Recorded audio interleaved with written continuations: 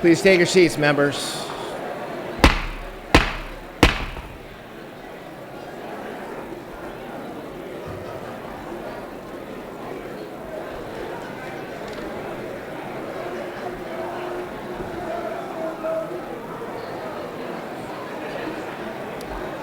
Members, please take your seats so we may proceed.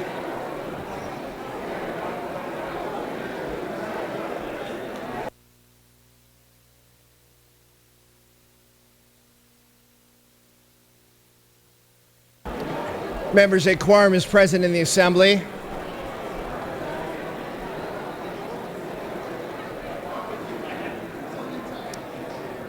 Members, we have a quorum.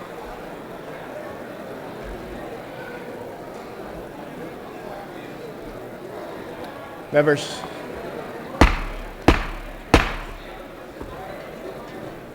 Thank you for having us. Speaker, how are you?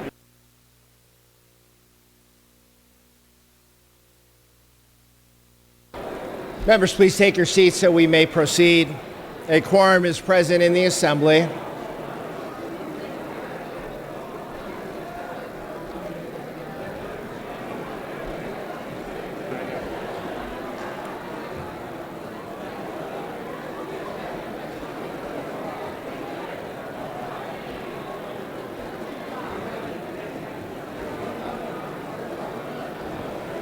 Please take your seats, members.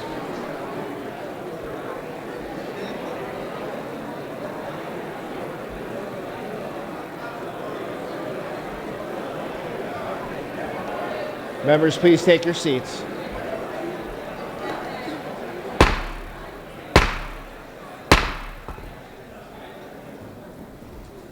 A quorum is present in the Assembly.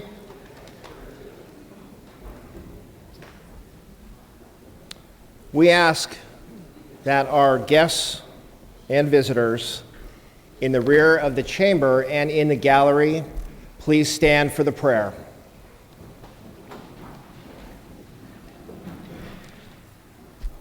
The day's prayer will be offered by Assembly Member Brian Dowley. Mr. Dowley.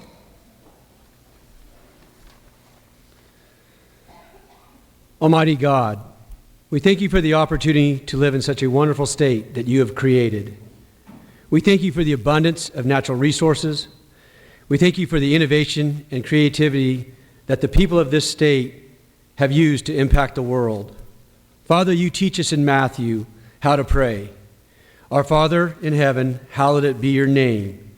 Your kingdom come, your will be done on earth as it is in heaven. We ask that heaven come to earth. Father, we have experienced devastating wildfires in the last couple of years. We ask that you comfort those who have lost their loved ones, their homes, and their property. We ask that you heal our land.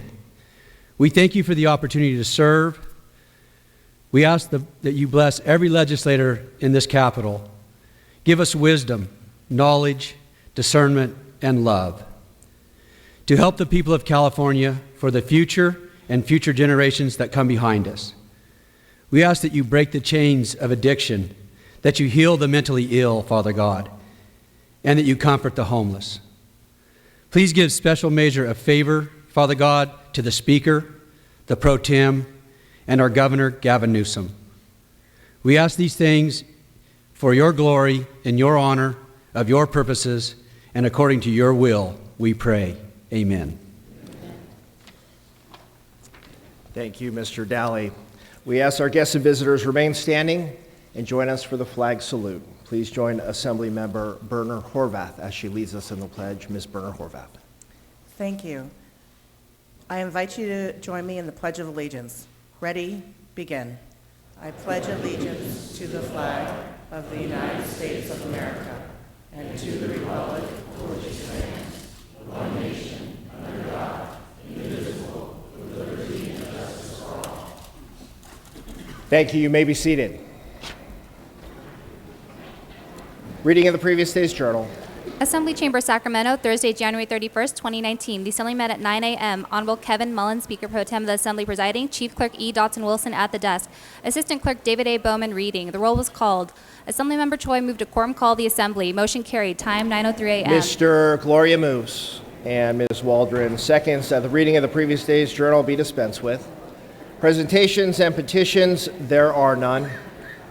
Introduction and reference of bills will be deferred. Reports of committees will be deemed read and amendments deemed adopted. Messages from the governor will be received during the joint convention. Messages from the Senate, there are none. Moving to motions and resolutions, today's absences will be deemed read and printed in the journal. If you have not already silenced your mobile phone, please do so now. Members, we are at procedural motions. Mr. Gloria, you're recognized for your procedural motion, sir. Thank you, Mr. Speaker. I rise to request unanimous consent to suspend Assembly Rule 118A to allow Speaker Rendon to have guests and photographers on the floor, at the rostrum, and in the gallery for the Governor's State of the State address. Without objection, that request is granted. Mr. Speaker.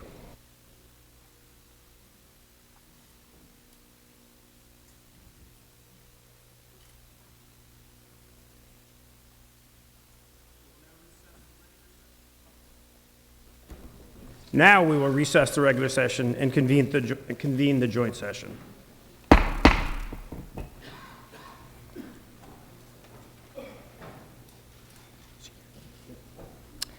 The governor has arrived.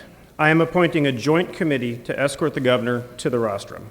The following members should retire to the rear of the chamber. Assembly members Smith, Ramos, Salas, Grayson, Kamlager-Dove, Lowe, and Waldron.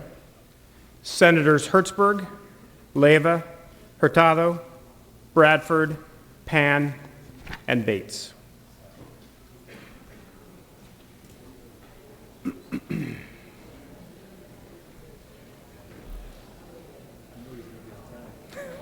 It's a departure.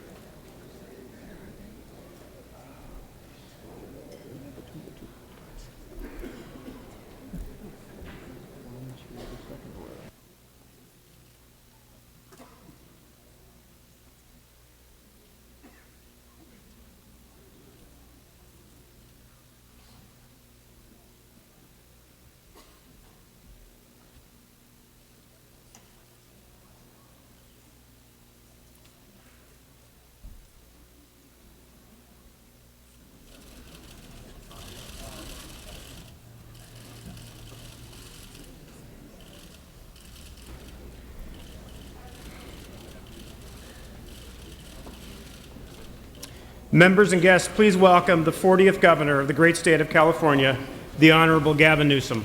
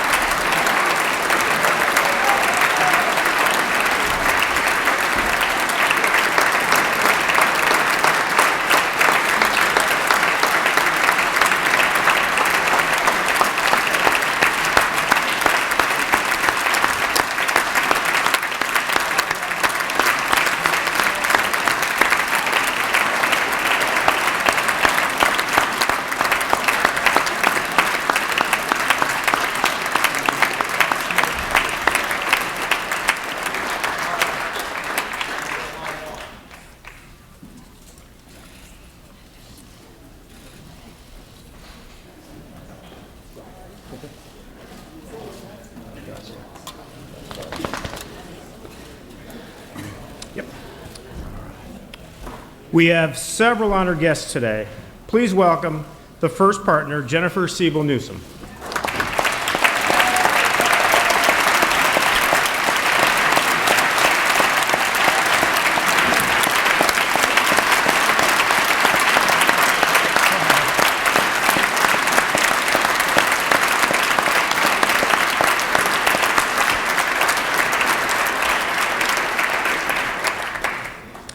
The constitutional officers for the state of California. Lieutenant Governor Eleni Kounalakis.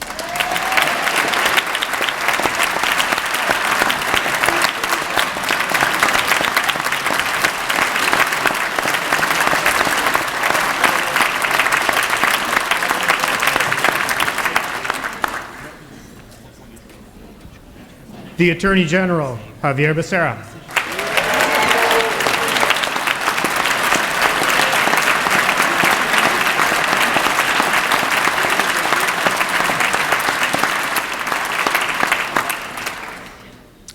The Controller, Betty Yee.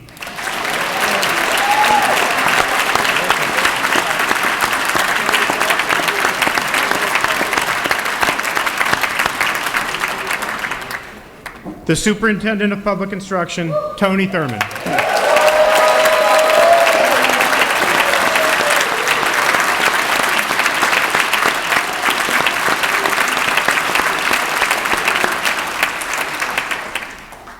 The Insurance Commissioner, Ricardo Lara.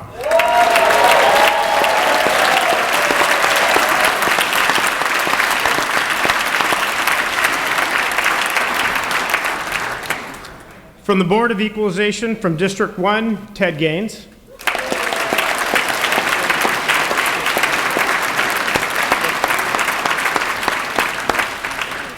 From the Board of Equalization, District 2, Malia Cohen.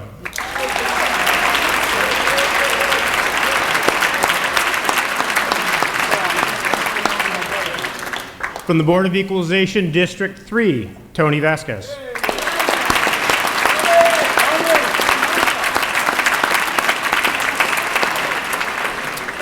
And from the Board of Equalization, District 4, Mike Schaefer.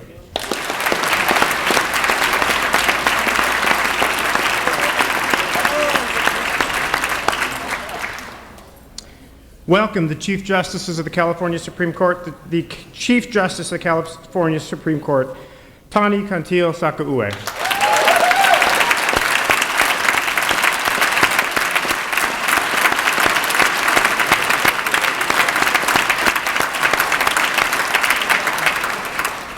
Associate Justice Ming Chen.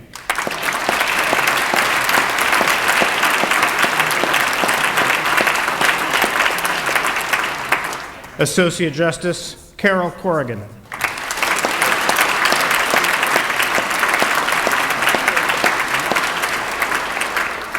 Associate Justice Goodwin Liu.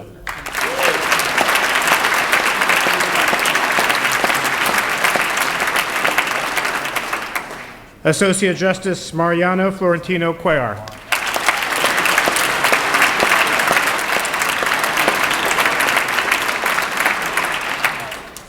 Associate Justice Leandra Kruger.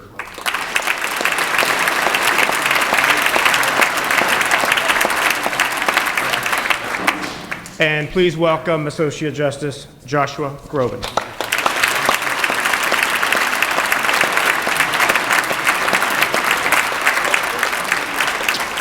I also want to welcome our Consular Corps. Thank you for being here.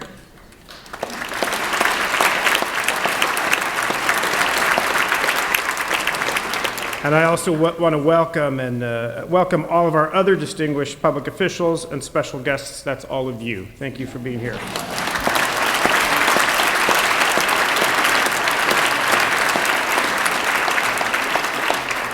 So almost 1 year ago, after Senator Toni Atkins became Senator Pro Tem, and this is the Pro Tem's first state of the state as Pro Tem, and we all know how happy I am to have her here.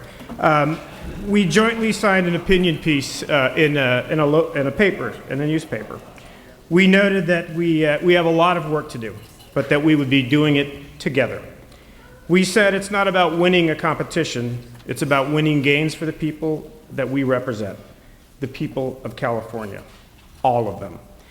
I'm sure that Senator Atkins joins me in signing another piece welcoming Gavin Newsom to our team. He shares our progressive values and our commitment to making California better for all of its residents. I congratulate him and look forward to his first State of the State address. I know we can also count on his successor as Lieutenant Governor Eleni Kounalakis. Now it is my pleasure to introduce the President Pro Tem of the California Senate, the Honorable Toni Atkins.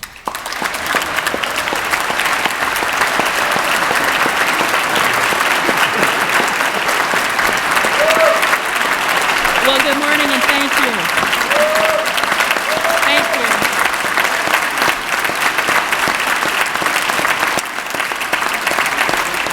Thank you. It is wonderful to be back in this House today. Thank you so much, Mr. Speaker, for hosting us from the Senate and for your partnership. It is extremely important on behalf of our great state. So thank you, Mr. Speaker.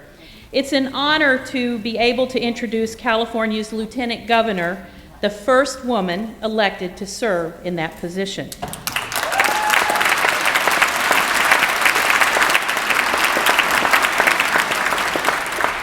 And I'm grateful for her commitment to California's world-class institutions of higher learning.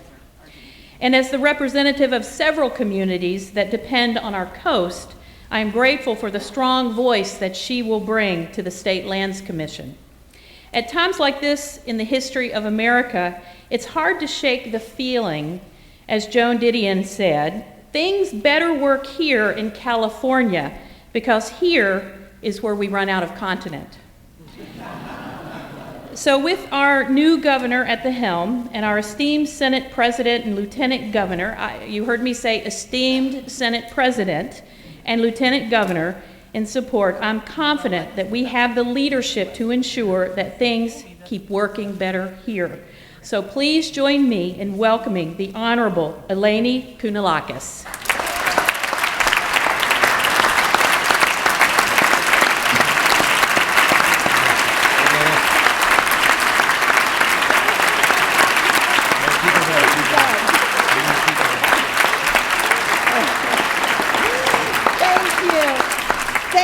Madam President Pro Tem, for that warm and gracious introduction.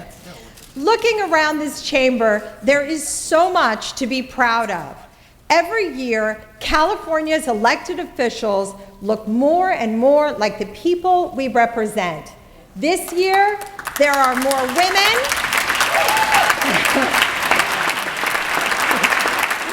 This year, there are more women and more parents with small kids and big ideas.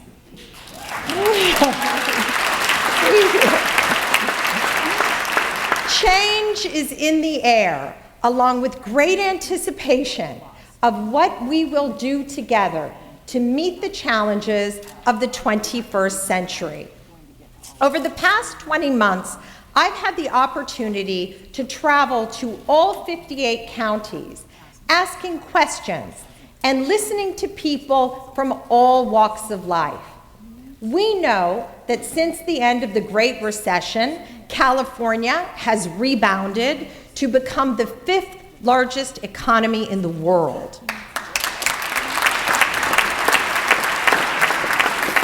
Unemployment is at a record low, GDP growth is outpacing most of the country, and we have a significant budget surplus. But as I traveled the state, I met many families who are still out there striving to rebuild their economic security and regain what they lost during the recession. I was inspired by a profound sense, not of exasperation, but of hope and expectation. A hope that as California's democratically elected representatives, we hear them, and an expectation that we will advance policies to keep the California dream alive for everyone. Californians are looking to all of us, and especially to our newly elected governor and first partner. Your bold leadership in just these first weeks has already affected the national dialogue on issues like border security and human rights. And your first proposed budget underscores a commitment to fiscal responsibility, a commitment to our children, our environment, our world-renowned system of public higher education, and so much more. Which is why we are here today for your very first State of the State. Ladies and gentlemen, it is my honor and privilege to introduce the 40th Governor of the great state of California. Please stand for Governor Gavin Newsom. Thank you. Thank you. Well done. Thank you. Thank you. Keep that up. That's good. That's good. Thank you. Thank you, everybody. Thank you.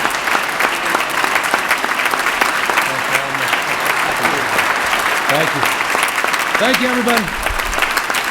Thank you, everybody. Thank you. Thank you. I'm grateful. Thank you. You may not be clapping at the end of this, so sit down. You never know. This could take a long time. There's a lot of betting over under.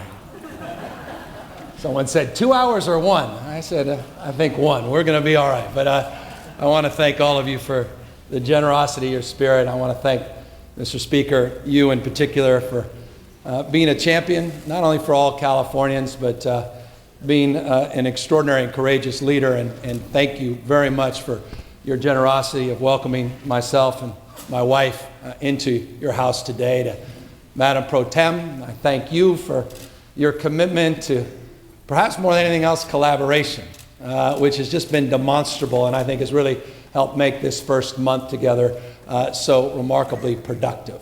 And it is a nice thing to say. For the first time ever, I get to say in this chamber, thank you, Madam Lieutenant Governor, for that introduction. Plus it's kind of nice just to acknowledge the Lieutenant Governor, too. It's something that's not always the case. We got to remember our status. And to all the constitutional officers, I want to just thank you for being here today, all the legislators, and to all the elected officials that I see up there that traveled across the state to be here. I'm immeasurably grateful and humbled by your presence here today. And just so you're reassured, do not worry, Dutch is not here today. We clearly learned our lesson from the inaugural. I know. Yeah, you're going to be stuck having to pay attention to me this time, which I know is not so easy. Look, just over 4 weeks ago, I stood there in front of this Capitol, and I pledged to defend not just the California Constitution, but I pledged to defend the California dream. And today I want to talk to you about how we can do that together. Look, by every traditional measure, you just heard that, the state of our state is strong. We have that record-breaking surplus. We've added over 3 million jobs since the depth of the recession. We're seeing wages rising. We're in a state with more scientists, more engineers, more Nobel laureates, with more venture capital, more patents emanating than any other part of this country. And we, of course, have the finest system of higher education anywhere in the world. Point of pride. But along with that prosperity and progress, there are problems that have been deferred too long and that threaten to put the California dream out of reach for too many. Look, we face hard decisions that are coming due. And the choices we make will shape our future and the future, quite literally, of millions for decades to come. And this is what I want to talk about today, as frankly and as directly as I can. The tough calls we must make together. And issues like rail, on water, on energy, how we protect our migrants, how we care for our seniors, how we help our homeless, and how, above all else, we tackle the affordability crisis that is coming to define life in this state. I won't pretend to have all the answers, but the only way to find them is to, I think, face these issues honestly. So let's start with some of the fear-mongering that's coming out of the White House about this quote-unquote so-called border emergency. For me, this is an echo from 15 years ago. I was a new mayor sitting in the gallery at the State of the Union in Washington when President Bush said that the LGBT Americans could not be able to get married. It was an attack, from my perspective, on our friends, our neighbors, and on California values. I was so proud to watch brave Californians answer those attacks with love and courage. Phyllis Lyon and Del Martin made history when they got married 15 years ago to this very day.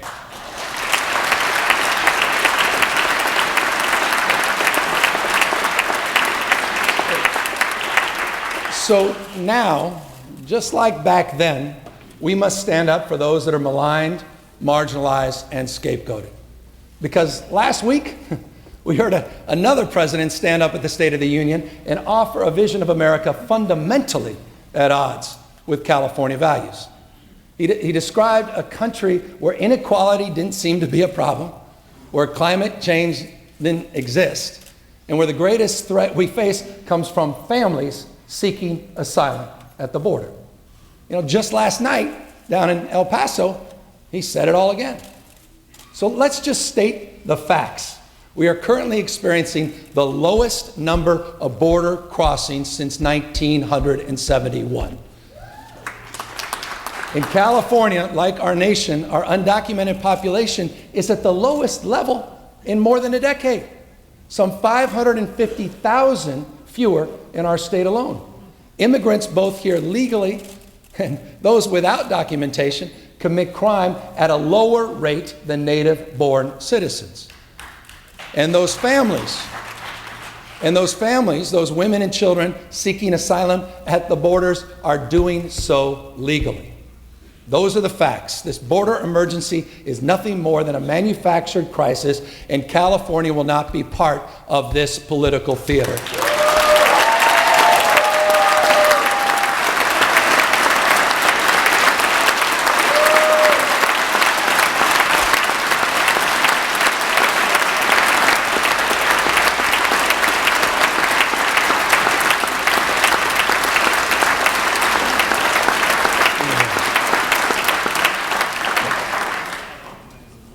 Just yesterday, I sent a new directive to the National Guard, put them on a new mission, one that's going to focus on, respectfully, the real threats facing our state.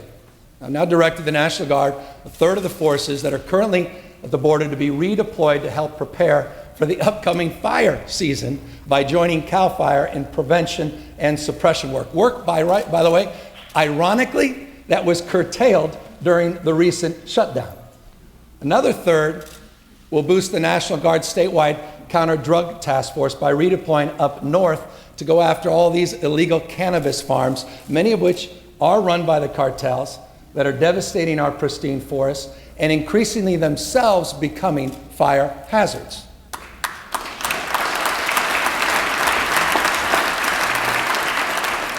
And the remaining third of our Guard we've directed to focus on stopping criminals smuggling drugs and guns through existing border checkpoints. The wall that stretches thousands and thousands of miles through wilderness will do nothing to stop this threat. So the answer to the White House, with all due respect, no more division, no more xenophobia, no more nativism. We suffered enough of that in the 1990s with Proposition 187 and Proposition 227.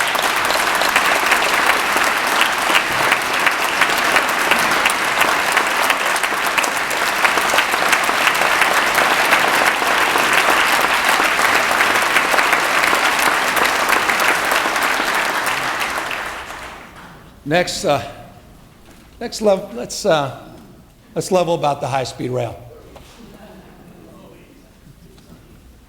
You know, I have nothing but respect for Governor Brown and Governor Schwarzenegger's vision. I share it. And there's no doubt that our state's economy and quality of life depend on improving transportation. But let's be real. The current project, as planned, would cost too much and respectfully take too long. There's been too little oversight and not enough transparency. Right now, there simply isn't a path to get from Sacramento to San Diego, let alone from San Francisco to LA. I wish there were.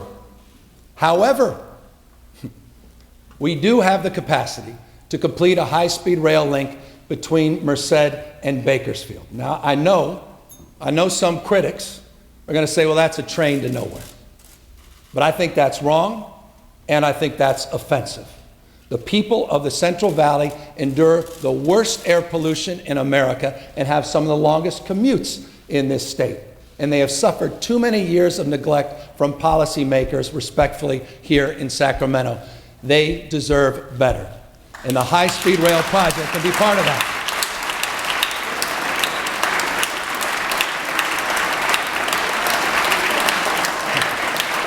Look, you can't say this enough. The high-speed rail is more than a train project. It's about economic transformation. It's about unlocking the enormous potential of the valley. You know, we can align our economic and workforce development strategies anchored by the high-speed rail and pair them with tools like opportunity zones that can form the backbone of a reinvigorated Central Valley economy. Merced, Fresno, Bakersfield, and communities in between are more dynamic than people realize. The valley, true. You know, the valley may be known around the world for agriculture, but there's another story ready to be told, a story of a region hungry for investment, a workforce eager for more training and good jobs, Californians that deserve a fair share of our state's prosperity. Look, we'll continue to support our regional projects north and south. We'll finish phase 1 of the environmental work. We'll connect the revitalized Central Valley to other parts of the state, and we will continue to push forward for more federal funding and private dollars. But let's get something done once and for all. And for those of you, I know you're out there, that just want to throw away this whole project, sort of give up on this whole endeavor, I just offer you this. Abandoning the high-speed rail entirely means we will have wasted billions and billions of dollars with nothing but broken promises, partially fulfilled commitments, and lawsuits to show for it. And with all due respect, I have no interest in sending back $3.5 billion of federal funding that was allocated to this project to President Donald Trump. That fundamentally would have to happen if we just walked away.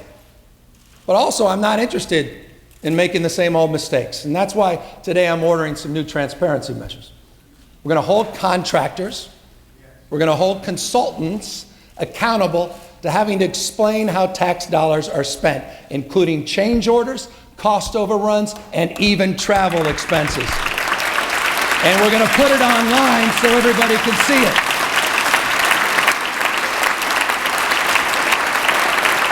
New day.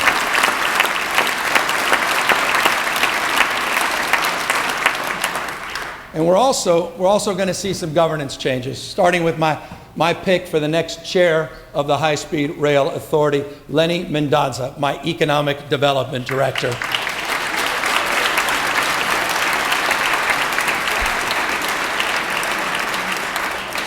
Lenny, as you know, is running economic and workforce development, and I just fundamentally believe that transportation and economic development go hand in hand. So that's the position on high-speed rail. Let's talk about water.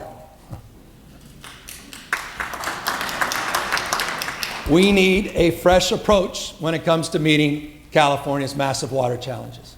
We have a big state, diverse water needs. Cities that need clean drinking water, farms that need irrigation to keep feeding the world, fragile ecosystems that must be protected. Our water supply is becoming less reliable because of climate change, and our population is growing because of a strong economy. That means a lot of demand on an unpredictable supply. There are no easy answers, but let me be as direct about where I stand as I can be. I do not support the water fix as currently configured, meaning I do not support the twin tunnels.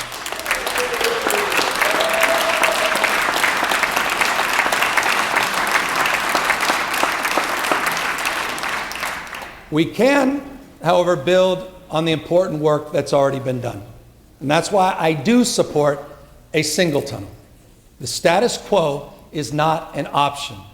We need to protect our water supply from earthquakes, from rising sea levels. We need to preserve delta fisheries, and we need to meet the needs of cities and farms. We have got to get past these old binaries, like farmers versus environmentalists, the North versus South. Our approach can't be either or. It has to be yes and.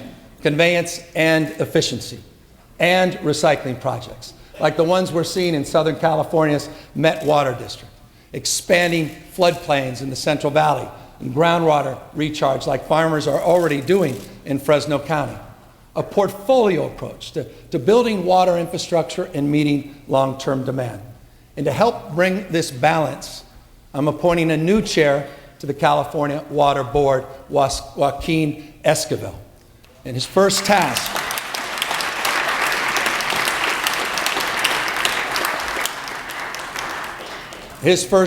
our collective effort, must be to cross the finish line on real agreements to save the Sacramento-San Joaquin Bay Delta. We must get this done for the resilience of our mighty rivers, for the stability of our agricultural sector, and the millions and millions of people that depend on this water every day. Now let's talk honestly about clean drinking water. And this is not me taking a sip as a prop. But just this morning, more than 1 million Californians woke up without clean water to bathe in, let alone drink. Some schools have shut down drinking fountains due to contamination. Some poorer communities, like those I recently visited in Stanislaus County, are paying more for undrinkable water than Beverly Hills pays for pristine water. With respect, this is a moral disgrace, and it's a medical emergency. There are literally hundreds of water systems across this state contaminated by lead, contaminated by arsenic, and uranium.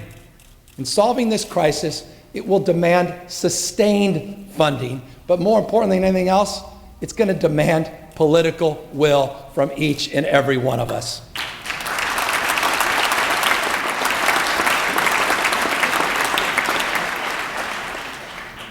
Now let's talk about our energy future and the PG&E bankruptcy.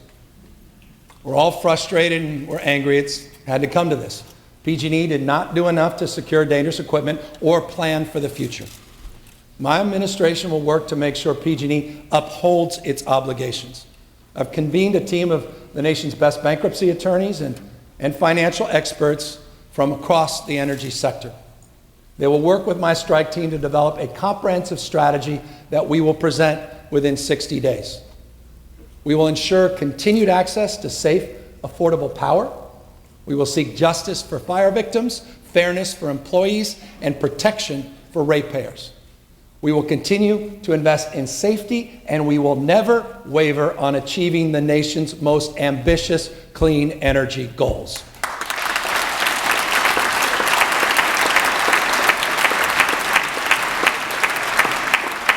But the problems we face are far greater than PG&E. Climate change is putting pressure on all of our utilities, public and private, north and south. Edison and San Diego Gas and Electric most recently had their credit ratings downgraded. This pressure comes at a time when the entire energy market is evolving, from rooftop solar, wind generation, to smart grid technologies, from community choice aggregators to direct access service, otherwise known as power purchasing agreements. More and more of our electricity now is being procured outside of the investor-owned utilities. Regulations and insurance practices that were created decades ago, they did not anticipate these changes.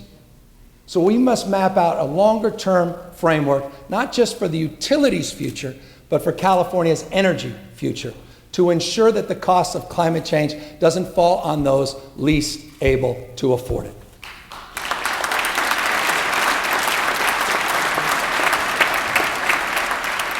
I want to turn briefly to education. The teacher strike in LA is over, but the need to confront its underlying causes obviously has only just begun.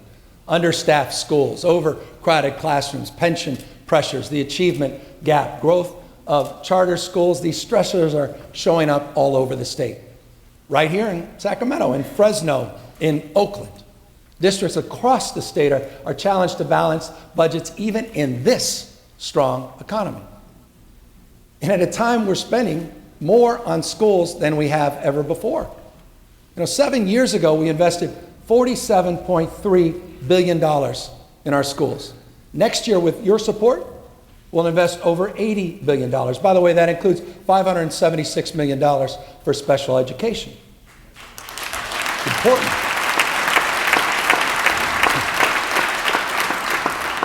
But it's not enough. We're still 41st in the nation in per pupil funding. Something needs to change.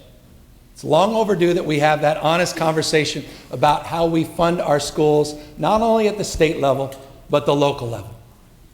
At the same time, though, let's remember that the measure of a school system's excellence is more than the sum of its budgets. We need clear and achievable standards of transparency, more information sharing, and accountability for all public schools, traditional and charter schools.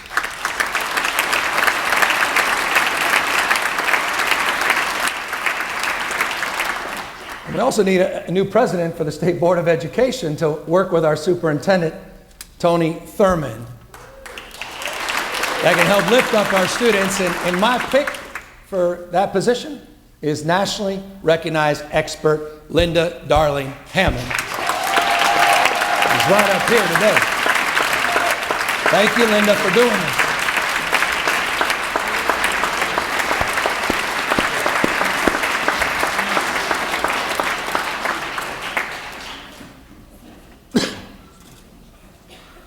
There's another urgent moral issue we must confront, and that's this homelessness epidemic.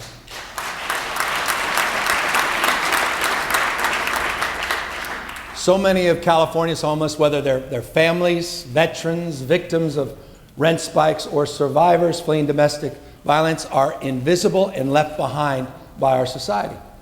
Too many on the streets are suffering from bipolar disorder, schizophrenia, paranoia, many of them self-medicating with drug or alcohol addictions. And as a consequence, our homeless crisis is increasingly becoming a public health crisis. Last year, we had a hepatitis A outbreak in San Diego. Recently, there was an outbreak of syphilis up in Sonoma, typhus in Los Angeles. Typhus, a medieval disease in California in 2019. I know mayors, I know county supervisors, city councils, all around the state are working hard to reduce homelessness and its underlying causes. But we've got to have their backs. They cannot do it alone.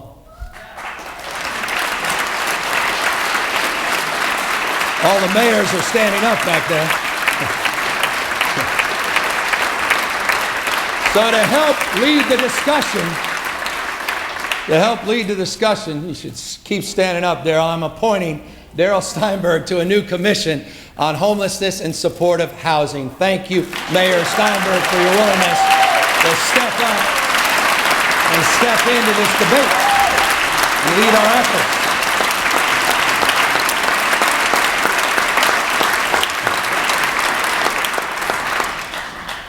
With your support, we're going to put another $500 million into immediate funding for navigation centers, emergency shelters with supportive services on site. With your support, we'll put another $100 million into whole person care to replace the fragmented approach to services with ones that are more integrated and more comprehensive. And while cities and counties are on the front line, this challenge will only be solved on a regional basis. So we need to work together as a state and regions to focus on prevention, rapid rehousing, mental health, and more permanent supportive housing. Because at the end of the day, shelter solves sleep. Housing and supportive services solve homelessness.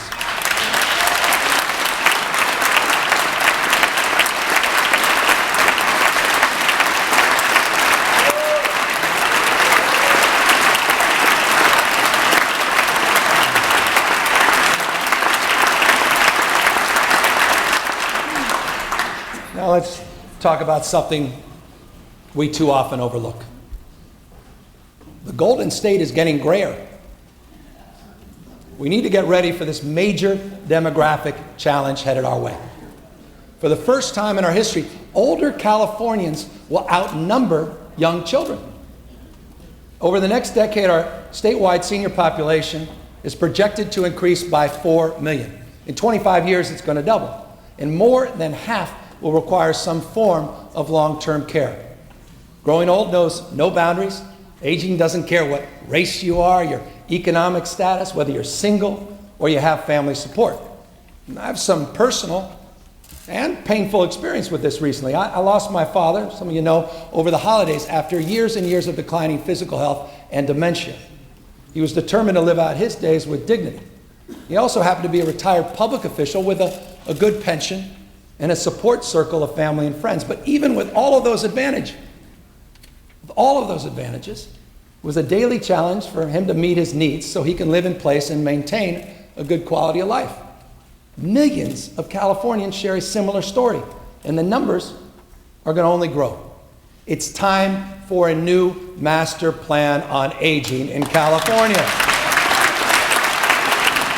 We deferred for too long.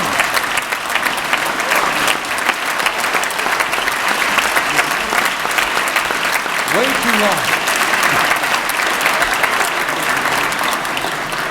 And in it, it's got to address person-centered care, the patchwork of public services. It's got to address social isolation, bedlock seniors that need transportation, address the nursing shortage with LVNs and RNs, and the demand on IHSS, our in-home support services, that far outpaces its capacity. And we can't talk about aging without also focusing on Alzheimer's. Too many of us have seen the crushing grip of this disease on our loved ones, especially on our wives and mothers. Because 2/3 of all new Alzheimer's cases are women. 2/3. So today I'm launching the Alzheimer's Prevention and Preparedness Task Force, bringing the most renowned scientists and thinkers together to develop the first of its kind research in this era. And it will be headed by a leading advocate for families dealing with Alzheimer's. And that is our former First Lady, Maria Shriver, who is here today. And we are grateful for her continued service. Thank you, Maria.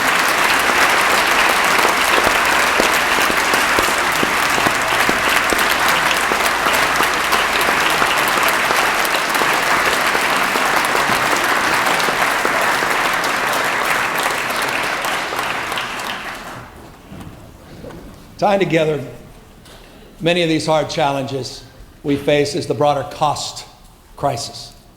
In a recent survey, it came out last week, 61% of young adults in California said they can't afford to live here. 61%. California should never be a place where only the well-off can lead a good life. And it starts with housing, perhaps the most overwhelming challenge we face right now. We all know the problem. We all know the problem. There's too much demand, too little supply. And that is happening in large part because too many cities and counties aren't even planning how to build. Some are flat out refusing to do anything at all. That's why I committed $750 million for a major new incentive package for communities to do the right thing. $250 million in support for cities and counties to update their housing plans, to revamp their zoning process and get more housing entitled. $500 more in grants when they achieve certain milestones. Look, if we want a California for all, we have to build housing for all. I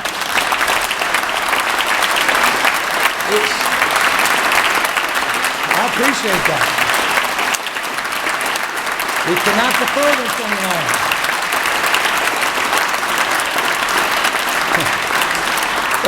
Look, I want to support local governments. I want to support local governments that do what's right, like Anaheim, like Santa Rosa. But there's got to be accountability for those that do not. 2 weeks ago, the state of California sued the city of Huntington Beach for failing to meet its obligations on affordable housing. And let me just tell you, look, as a former mayor, the last thing I want to do is to start my term suing a city. But respectfully, they left us no choice. And by the way, it's not about picking on Huntington Beach. They just happen to be first because of a statute of limitations. But there are 47 other cities across California that are not complying with their planning requirements in one way or another. Some cities are trying, like Clovis, but others, respectfully, like Wheatland, Huntington Park, Montebello, they're not. And so I'm inviting all these city leaders to sit down with me in Southern California next week for a candid conversation. I do not intend to file suit against all 47, but I'm not going to preside over neglect and denial any longer. It's a crisis, folks. We all need to step up. Every part of this state. Every part of this state.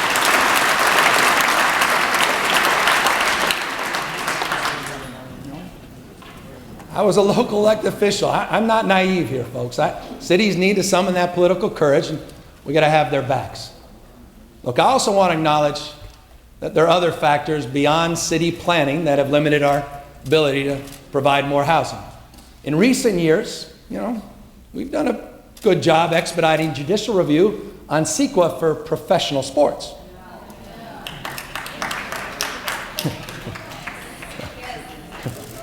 But it's time to do the same thing for housing.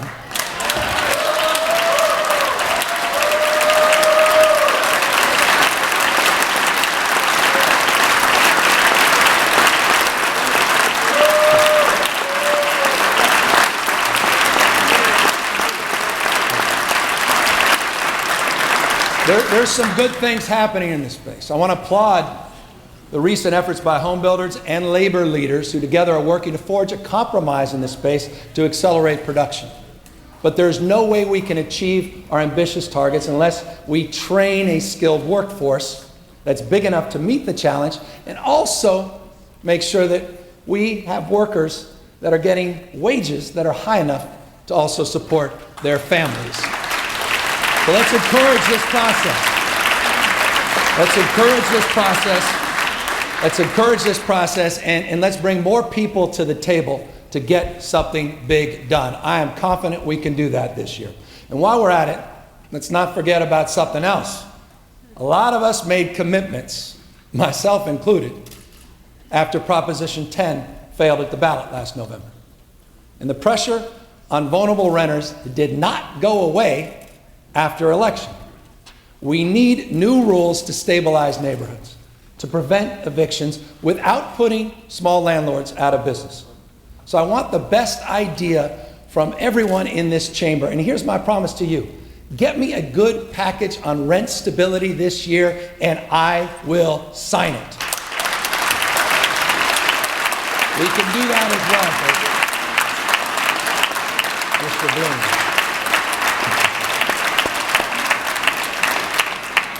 All right, if we're serious about taming the cost crisis, we also need to be serious about making sure health care is affordable for all Californians. And our ability to invest in everything we care about is constrained by this issue, by the growing pressure of rising health care costs. It impacts everything we do. And with respect, the White House is laser focused, has been for years, on destroying the Affordable Care Act. Their vandalism, by the way, has already done extraordinary damage in California by eliminating the individual mandate. This year, covered California's premiums increased almost twice as much as we had expected. This is exactly what we feared, and respectfully, it's exactly what they wanted. And that's why, when it comes to the individual mandate, California must act where Washington has failed. And if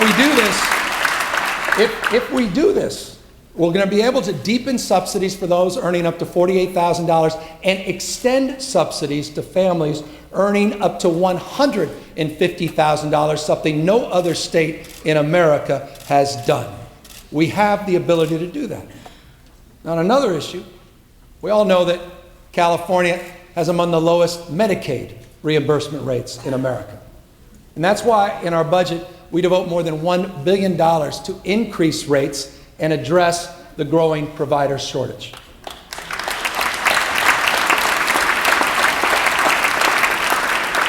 This investment will allow us to increase access to preventative health measures like immunizations, trauma screenings, and mental health services, as well as provide $100 million for reproductive health and family planning in our state.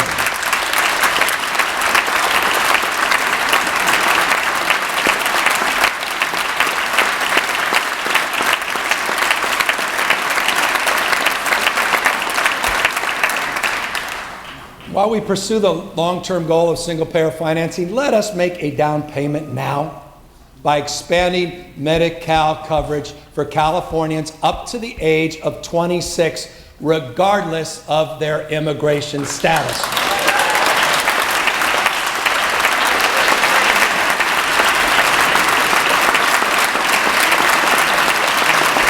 Let's do that this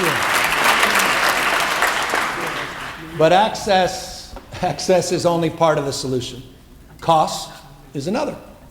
We must address rising costs throughout the system, like the consolidation of hospitals and other health providers, which in many cases have limited patient choice and they've made medical care simply more expensive. We also must continue to bring down the cost of prescription drugs. Look, my first act as governor was to lay the foundation for a single purchasing system, the largest state buyer in the nation, which, by the way, will save hundreds of millions of dollars a year for the people of California. And I want to thank, at least someone cares about that savings, but I want to thank President Trump. I want to thank President Trump for calling attention to prescription drug prices last week in his State of the Union. This is a bipartisan issue. At least it should be, and I hope he follows through and takes the lead of California in the process.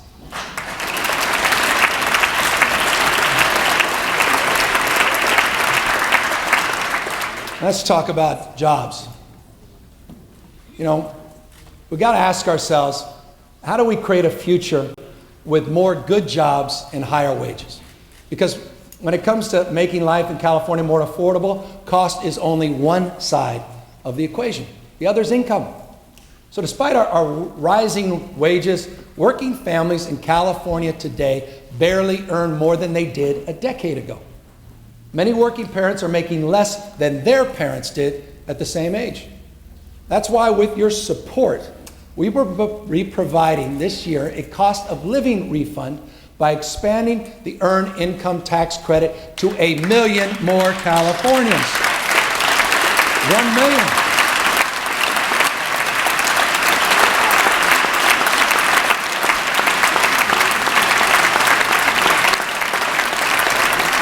By the way, if you approve the budget for families with kids under the age of 6, they will see their benefits go up by as much as 3 times. Look, in this economy, which ain't bad. Look, in this economy where the world of work is in a perpetual state of flux, where workers are too often displaced, devalued, and disconnected from the social safety net, we also must think bigger. It's time to develop a new modern compact for California's changing workforce. This, respectfully, is much bigger than Dynamics.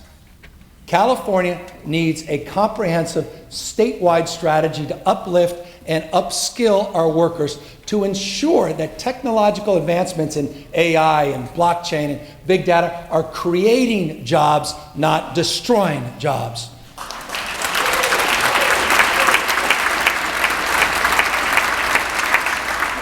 And I believe we need to reform our institutions so that more workers have an ownership stake in their sweat equity.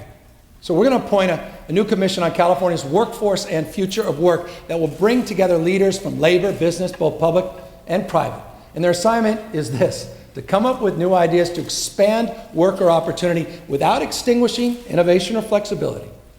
Because California is obviously proud to be home of technology companies that are determined to change the world. But companies that make, respectfully, billions of dollars collecting, curating, monetizing our personal data also have a duty to protect it. Consumers have the right to know and control how their data is being used. And so I want to applaud you, this legislature for passing the first in the nation digital privacy law last year. Thank you, Mr. Hurst.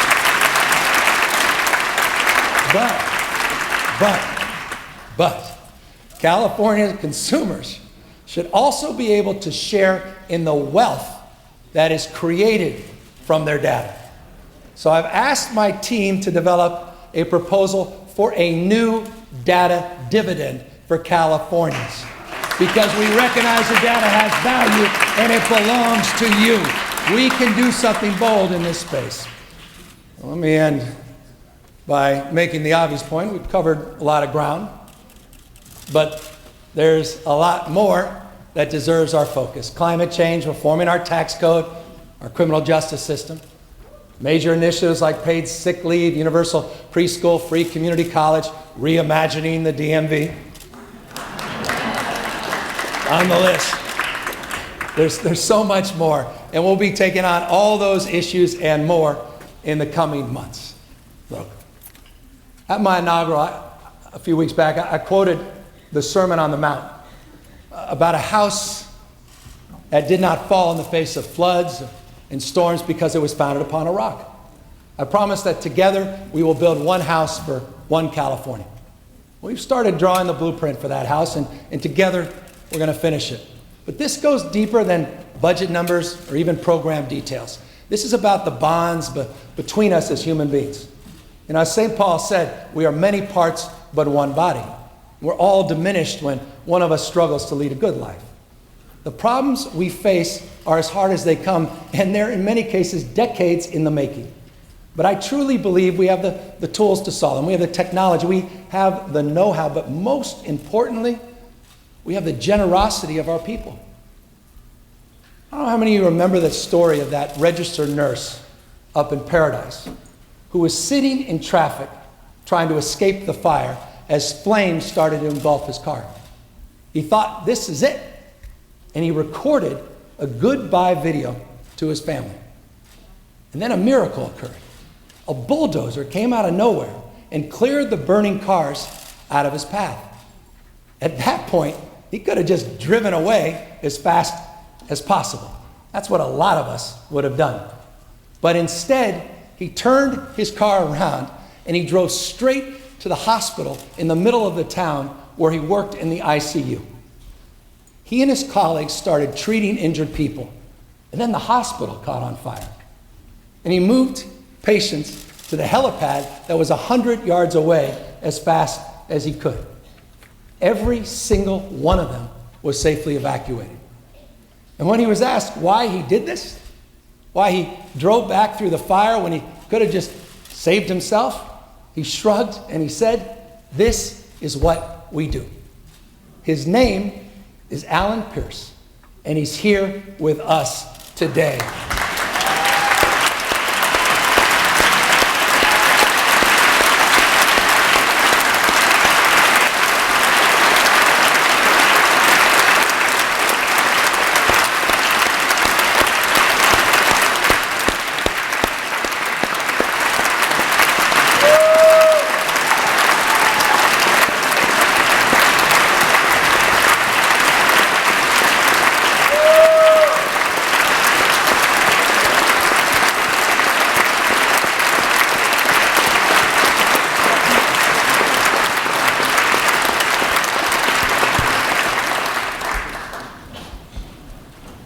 Alan's right. Taking care of each other, showing courage when it matters most, this is what we do in California. Yes, we have much left to do, but I believe in the remarkable talent assembled here, and I believe in our state, and I know this at the bottom of my heart, the best is yet to come. Thank you all very, very much.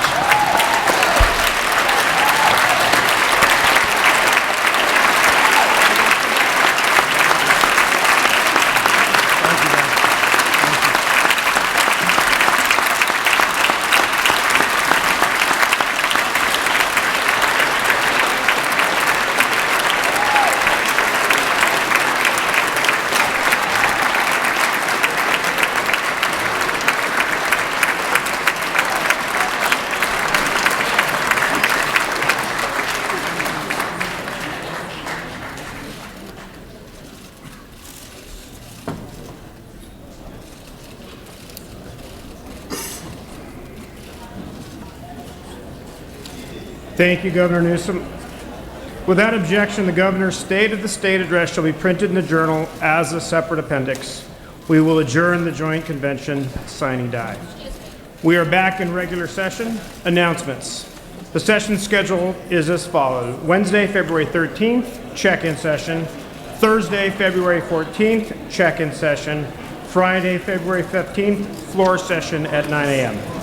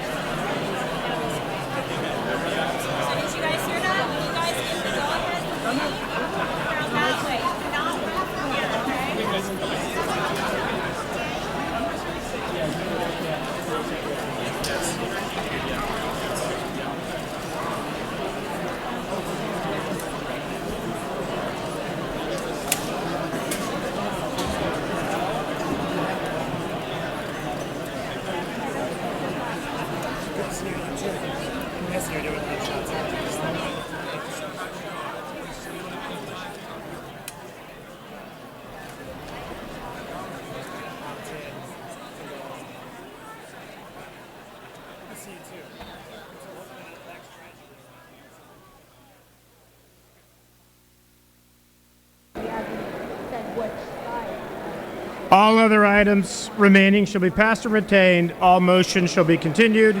I am ready to entertain a motion to adjourn. Mr. Gloria moves and Ms. Waldron seconds that this House stands adjourned until Friday, February 15th at 9 a.m. The quorum call is lifted.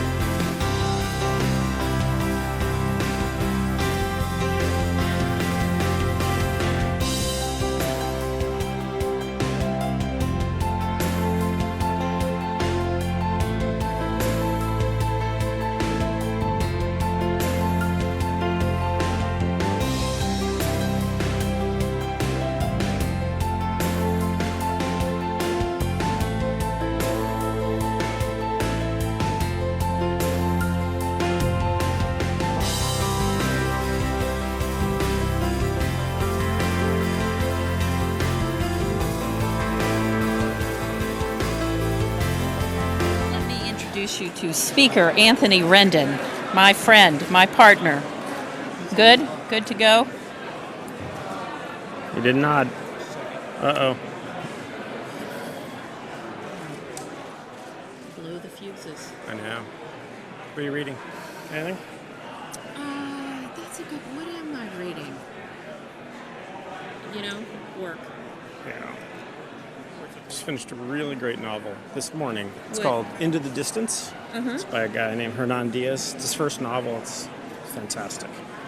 It's really... I'll send it over. Okay. It's really, really good. It's about a Swedish immigrant who tries to walk from the West Coast to the East Coast during the gold rush.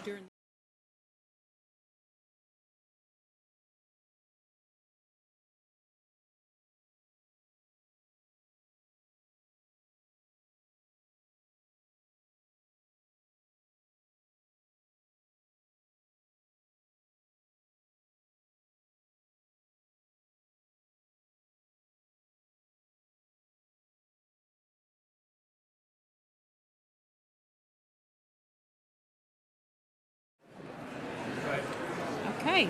Good afternoon. The governor outlined a bold vision for this state. It was a great speech, a speech that where there were a tremendous amount of shared values between he and I and our pro tem as well, I'm sure. But it was a stark contrast between what we see in Washington, D.C. and what we have here in California. So I was proud to be here and glad to be a part of it. Well, and thank you, Mr. Speaker, for having the Senate here today. And I agree. I think he laid out a bold agenda, certainly formidable task, assembling a formidable group of people to help work on these tasks. But I guarantee you, each and every member of the legislature and the Assembly and the Senate care about each and every one of the issues that he brought up today. And so I think the governor's going to find a willingness from the Assembly and the Senate to actually tackle some of these really critical issues. So it was certainly the most newsworthy state of the state that I can recall in a while.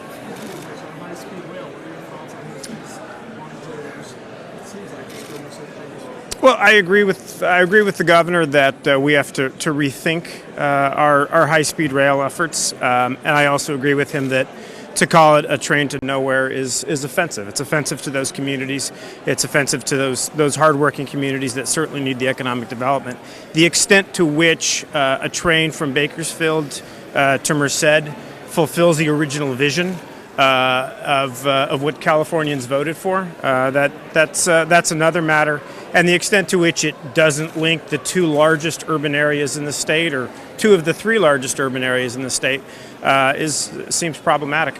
But I also think that he hit on the major issues that Californians have talked about since we approved it, which is transparency, understanding what the plan is, the promise of a public-private partnership, and also the commitment really to the issues that the Speaker talked about, economic development, and also the ability to, as you do tackle those issues, create jobs. So I think, again, it's a new approach to a continued challenge in order to try to move forward. So I'm optimistic that we want to see this move forward, but in a way that is responsible and respects what we told the voters we would do.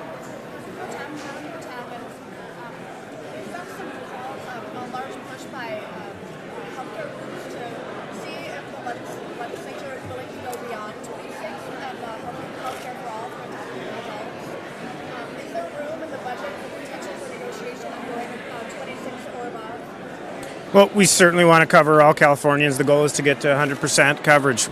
It's very, very early in the budget process. Our budget subcommittees haven't even met yet, so it's premature. We have a process, and I think we have to honor the committee chairs that we have put in place in the budget process in those committees. We always have these conversations. We are always trying to figure out how to meet the ultimate goal. So we have to let that process continue, and no doubt it will, with a shared goal, as the Speaker already articulated. Can you just talk about this plan for the Delta Tunnel, with the tunnels to go down to one tunnel, what your thoughts are on that and what that means? Well, the conversation has been in the last couple of years, one tunnel or two tunnels. It sort of became that towards the end of the last administration. You know, I think it is, again, a new approach to a challenge that we face. And I think for Central Valley and Southern California, my position has always been, I want to understand the cost factor involved in this. At the same time, we're also respecting the communities and protecting the environmental piece of this. But also, are we going to be able to get a project that is efficient and in terms of cost as well? So a new approach. I've been skeptical of the two-tunnel approach for a while. We weren't even sure a while ago whether or not the science even worked. So I think rethinking it and retooling it makes a lot of sense. I like when the governor talked about the fact that the Delta in its current form is not sustainable. If there were an earthquake right now in the Delta, it would be catastrophic for the Delta. So something needs to be done in the Delta, and I was never a fan of the two-tunnel approach. So I think any tweak is a good starting point for sure. Mm-hmm. Agreed. Water tax, clean drinking water tax.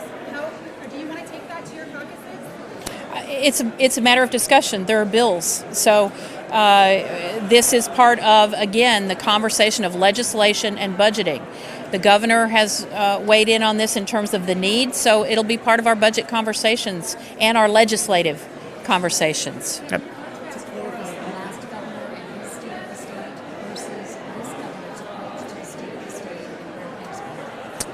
Different saints were mentioned in this speech versus Different saints. Different saints. different I think. saints. Yeah, a little less Jesuit, but saints nonetheless. Sir, to clarify one thing, you talked about high-speed rail in the second one. You do or do not interpret the governor's speech today as putting the brakes, so to speak, on LA to San Francisco to Sacramento. Is this going to move forward at some point, or did you interpret his words as this is it for high-speed rail in these major areas for the time being? I took it as a different focus, that the focus would be on the Bakersfield to Merced route.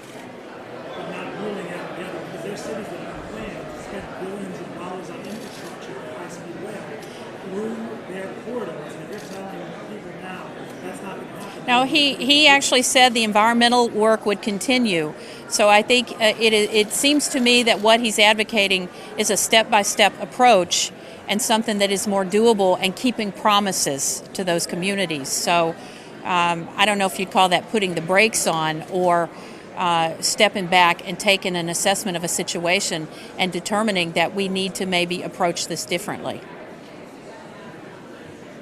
This governor seems to be in some ways backing away or going back from many of the signatures from the previous governor. High-speed rail, twin cities, border protection. Can you talk a little bit about how you see it serving itself as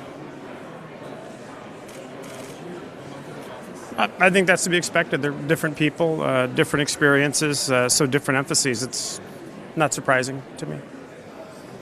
He is the governor, and he has a list of issues that he came into office prepared to tackle, and we saw some of that during the campaign. I think he is excited to be here, excited to finally get to put it through his lens and tackle a lot of these issues. He's excited and ready to go. And the thing I'm excited about, he obviously intends to make sure that we travel that path together. And I have a number of colleagues in this room today who want to be part of these solutions, who have offered ideas. So I'm excited by his energy.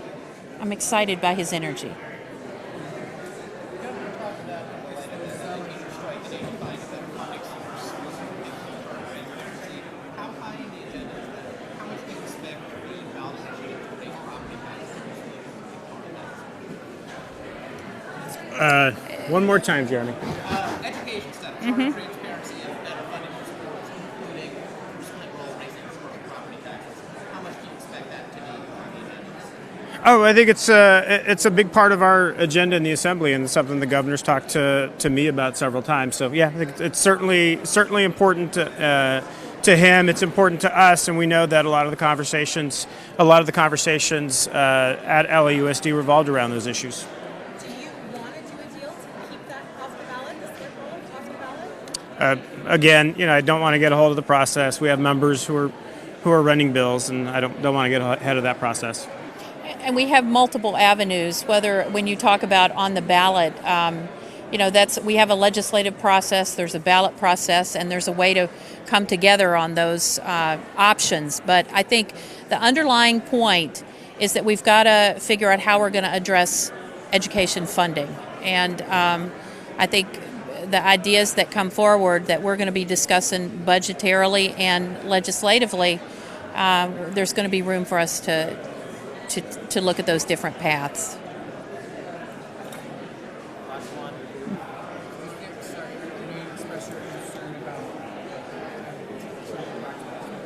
some room for the legislature to push back with some capacity to kind of out of the hands of other people to say that Specifically on high-speed Push rail back or the on- tunnels? the high speed?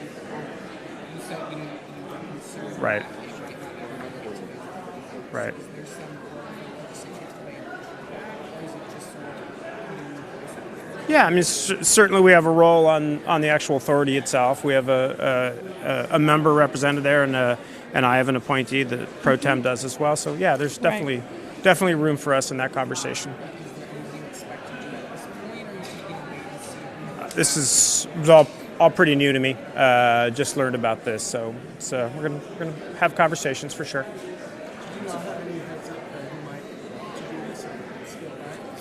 I think if you heard him during the campaign for governor, he expressed some concern about how this, and understanding that when elected and sworn in, it would be on his watch. So I think he gave indications, of course, that he might take a different approach. Not unanticipated. Thank you very much.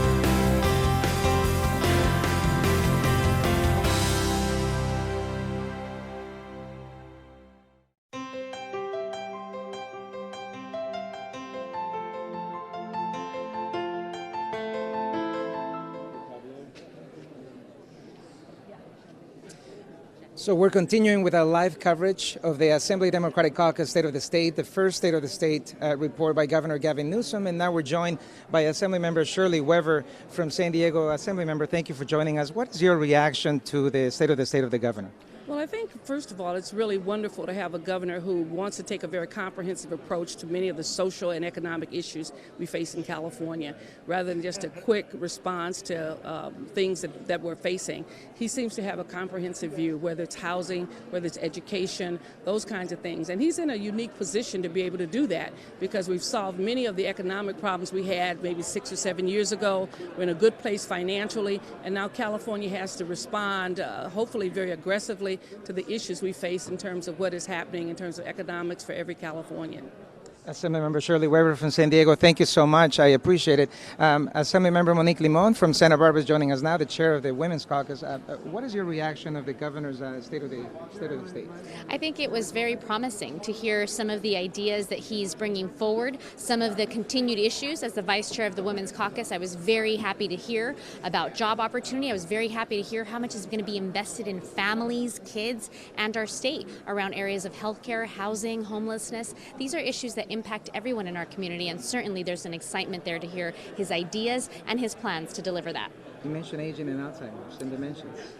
He did. The governor mentioned aging and establishing a new commission for the state of California that's going to look at our aging population and also Alzheimer's, which is an issue that's near and dear to my heart. And it's an issue that so many families in this state have to deal and grapple with. And it's a very difficult issue. And this is important because it's not yet been tackled at the state level in a way that has made meaningful change. So I look forward to seeing what comes out of the commission and these ideas. Ms. Limon, if you're so kind, because you're fully bilingual en español, ¿cuál es su reacción al informe de Estado del gobernador Gavin Newsom?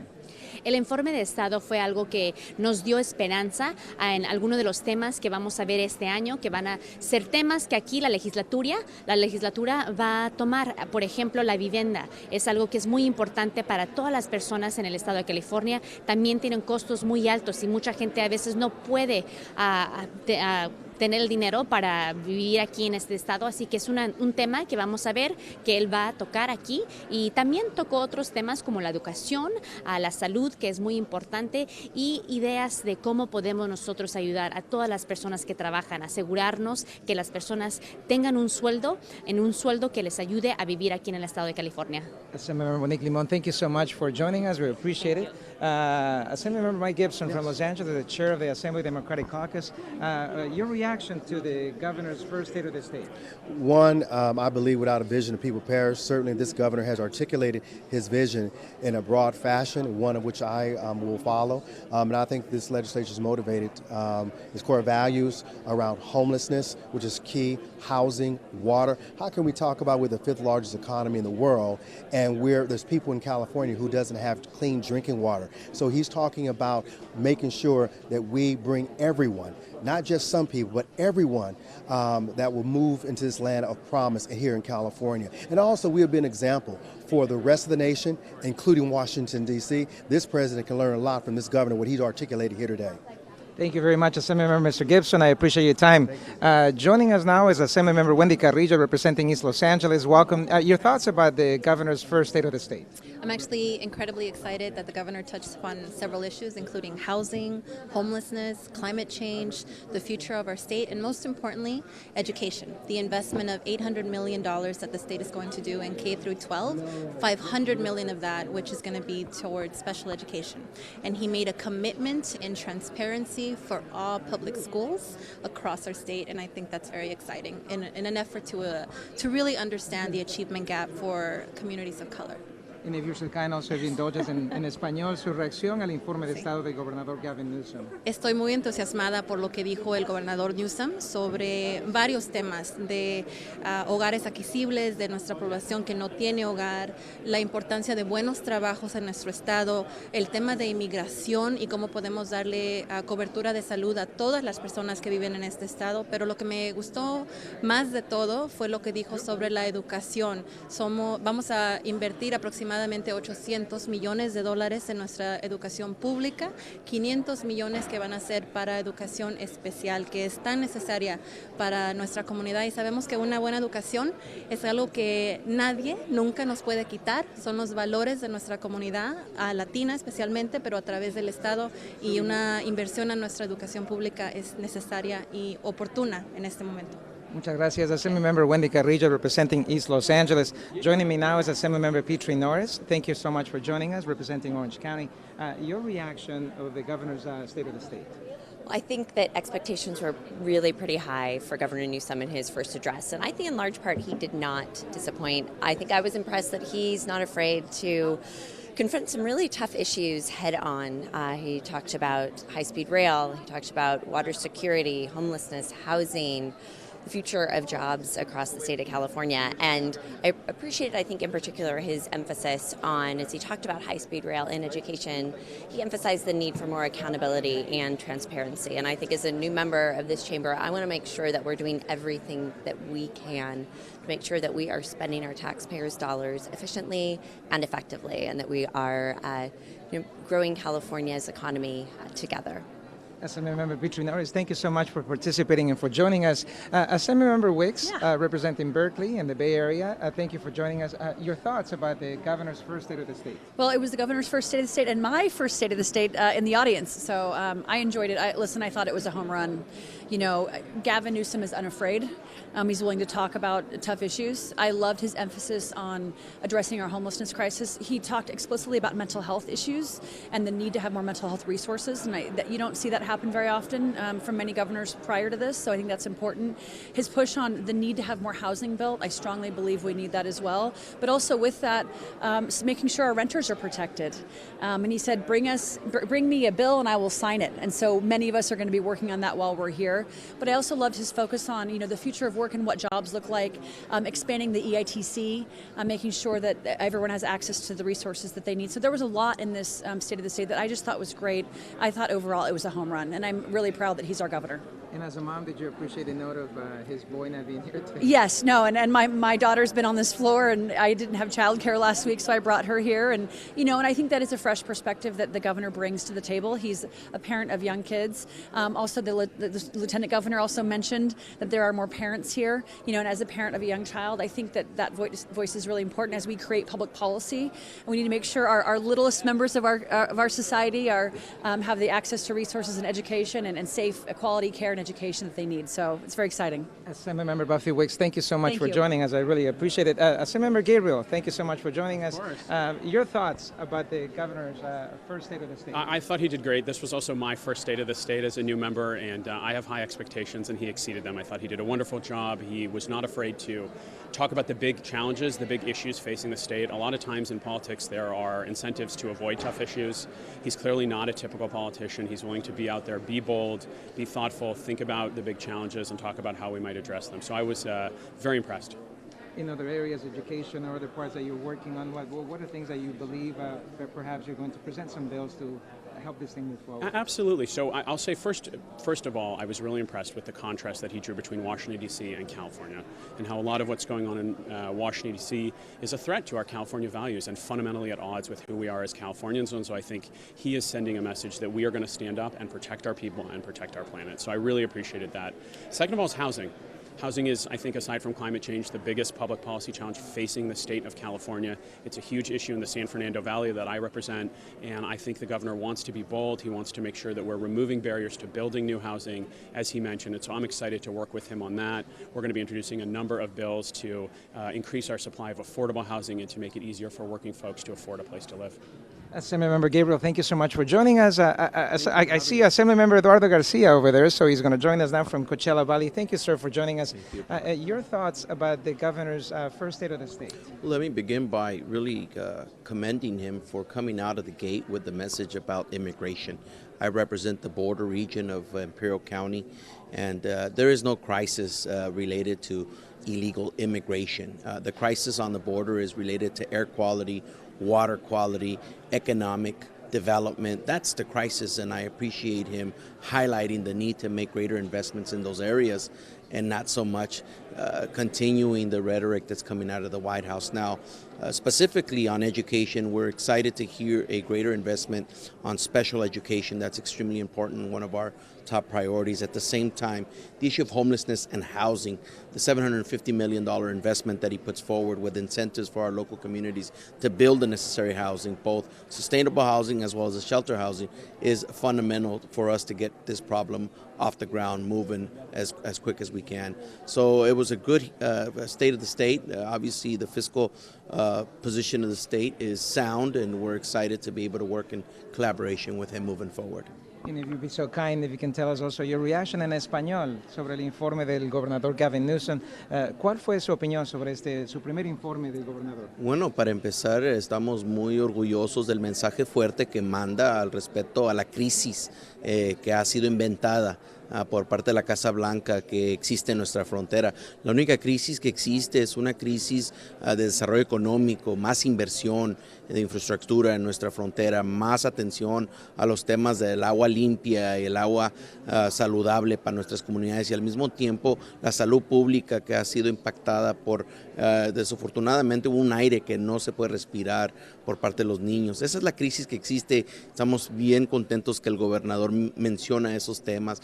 Al mismo tiempo estamos poniendo mucha atención a las inversiones a vivienda, a las personas indigentes que necesitan servicios y al mismo tiempo la vivienda permanente que está siendo una inversión de cerca de $750 millones. Y finalmente pues estamos hablando también de una inversión en la área de educación especial para nuestros estudiantes en California, algo de prioridad para nosotros en nuestro distrito. Well, thank you so much, Assemblymember Garcia, for joining us. Joining me now is the Budget Chair, Assemblymember Phil Ting from San Francisco. If you can join me right over here.